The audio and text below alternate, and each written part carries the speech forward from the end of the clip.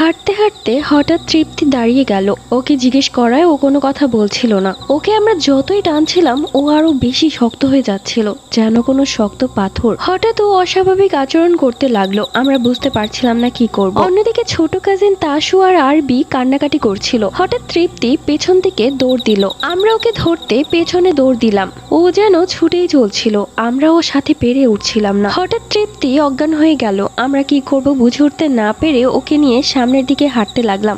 আমরা হাঁটতে থাকলাম, কিন্তু রাস্তা যেন শেষ হচ্ছে না। ঘুরে ফিরে যেন আমরা এক জায়গায় এসে পড়ছি। আমরা ভয়ে কি করব আমাদের মাথা কাজ করছিল না। তখন তৃপ্তির জ্ঞান ফিরলো, এদিকে তৃপ্তির অবস্থা খারাপ হয়ে আসছিল। হঠাৎ দেখলাম সেই বুড়ি মহিলাটিকে, তিনি গাছের নিচে বসে ঝুঁকে আছেন। আমাদের যেন ঘটকা লাগলো বিষয়টা। ওনাকে দেখে আমরা কিছু না ভেবেই পেছন থেকে হাঁটা শুরু করলাম, কিন্তু ঘুরে ফিরে যেন সেই একই জায়গায় আসছি। আমরা কি করব, আমাদের অবস্থা আরো খারাপ হয়ে যাচ্ছিল। আমরা যেন হাল ছেড়ে দিচ্ছিলাম। অস্বাভাবিক আচরণ শুরু হয়ে যাচ্ছিল আমাদের মধ্যে ঝামেলা হচ্ছিল। হঠাৎ আরবিকে কোথাও খুঁজে পাওয়া যাচ্ছিল না। আমরা যেন পাগলের মতো হয়ে যাচ্ছিলাম, কি করব বুঝতে পারছিলাম না। আমরা খুঁজতে খুঁজতে আবারও সেই জায়গাটিতে পৌঁছালাম যেখানে সেই বুড়ি মহিলাটি বসেছিল। দেখলাম সেখানে আরবি বসে আছে, ঠিক বুড়ি মহিলার মতো ঝুঁকে আছে। হঠাৎ আমাদের দিকেই তাকালো, আমরা বেশ ভয় পেয়ে গেলাম। হঠাৎ দেখলাম এ যেন আরবি না, লম্বা কোনো অবয়ব, পিচাস ডাইনি, বেশ কুৎসিত সেই বুড়ি মহিলারই যেন প্রতিছবি।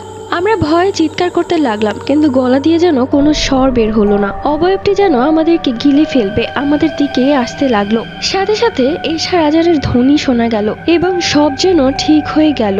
অন্ধকারেও যেন আলো খুঁজে পেলাম, কিন্তু এত কিছু সহ্য করতে না পেরে আমরা অজ্ঞান হয়ে গেলাম। তারপর আমরা আর কিছু জানি না। যখন আমাদের চোখ খুলে আমরা সবাই আমাদেরকে নানু বাড়িতে দেখতে পেলাম। গ্রামের লোকেরা আমাদেরকে নাকি নিয়ে এসেছিল। নানুর মুখ থেকে শুনলাম এবং জানতে পারলাম সেই রাস্তার ঘটনা। তোমরা যদি চাও তাহলে আমি কোনো এক সময় সেই রাস্তার ঘটনাটা লিখে পাঠাতে পারি। খুব সুন্দর একটি ঘটনা এবং খুব সুন্দর করে গুছিয়ে লিখেছেন। ঘটনাটি লিখে পাঠিয়েছেন আচ্ছি। থ্যাংক ইউ সো মাচ আচ্ছি। আমরা আশা করব যে তুমি এরকম ঘটনা আরো লিখে পাঠাও। চলে যাচ্ছি পরবর্তী একটি ঘটনায়। আমি আবছিদা। ঘটনাটি আমার এক বড় ভাইয়ের সাথে ঘটেছিল। এক রাতে তিনি টিউশনি শেষ করে বাড়ি ফিরছিলেন। পথে একটা পুরনো পরিত্যক্ত জমিদার বাড়ি পড়ে। এলাকাটা এমনিতেই খুব নির্জন। বাড়িটার সামনে আসতেই তিনি দেখলেন দোতলার ভাঙা জানালায় একটা মোমবাতি জ্বলছে, অথচ এই বাড়িতে কয়েক বছর ধরে কেউ থাকেই না। তিনি ভাবলেন হয়তো কোনো চোর ঢুকেছে। কৌতূহল বশত তিনি গেটের সামনে গিয়ে দাঁড়ালেন। হঠাৎ অনুভব করলেন কেউ একজন তার কানের কাছে এসে খুব জোরে দীর্ঘশ্বাস ছাড়লো, অথচ আশেপাশে কেউ নেই। তিনি ভয় পেয়ে যেই না হাঁটতে শুরু করলেন, তখন দেখলেন তার ছায়ার পাশে আরো একটি লম্বা ছায়া হাঁটছে, কিন্তু আশেপাশে কোনো মানুষ বা আলো ছিল না। ভাইয়া পেছনে না তাকিয়ে দৌড়ে বাড়ি ফিরে আসেন।